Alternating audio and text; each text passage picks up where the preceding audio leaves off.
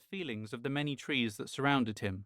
Ginkgo, of course, transforming from summer greens to autumnal yellows, but also cherry trees, so important to Japanese culture, with their world-famous blossom seasons.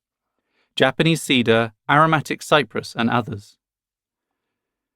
Jing placed his hands again upon the trunk, tilting his gaze towards the canopy.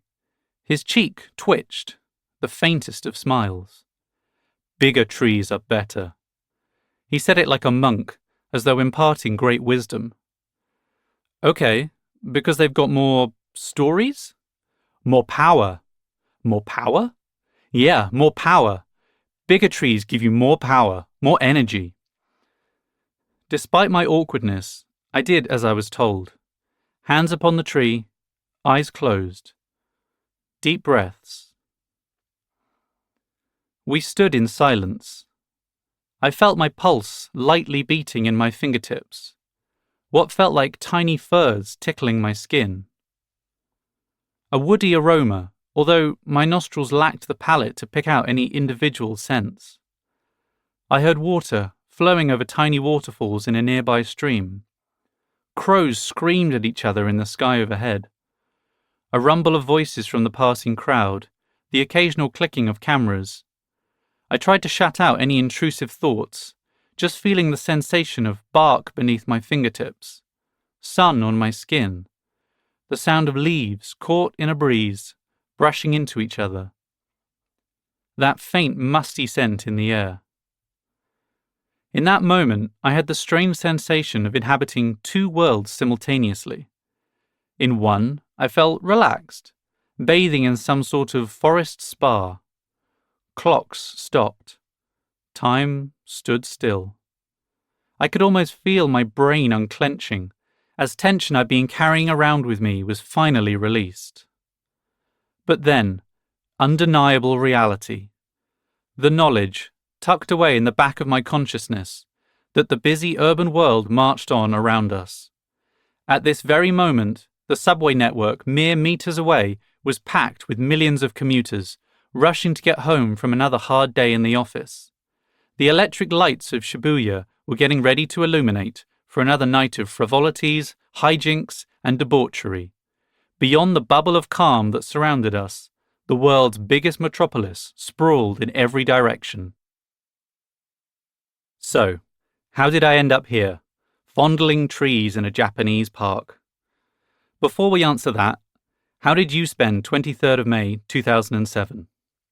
What a time. Rihanna was inviting us to stand underneath her umbrella.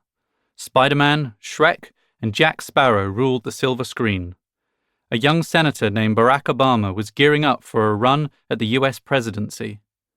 The global financial crisis was yet to bite, and atmospheric carbon dioxide concentrations sat at a relatively healthy 386 parts per million. For none of these reasons, 23rd of May 2007 could be regarded as one of the most important and pivotal dates in human history. Like most people, I was pretty ignorant about the importance of the day. As a freewheeling undergrad, fresh from finishing my first-year exams, I spent the afternoon at a local theme park, foolishly indulging in the unlimited pizza buffet before hitting the roller coasters. That night, my friends and I went to a gig by the pop-rock band Wheatus, reflecting deeply on how we too were just teenage dirtbags, baby. Why was this date so special?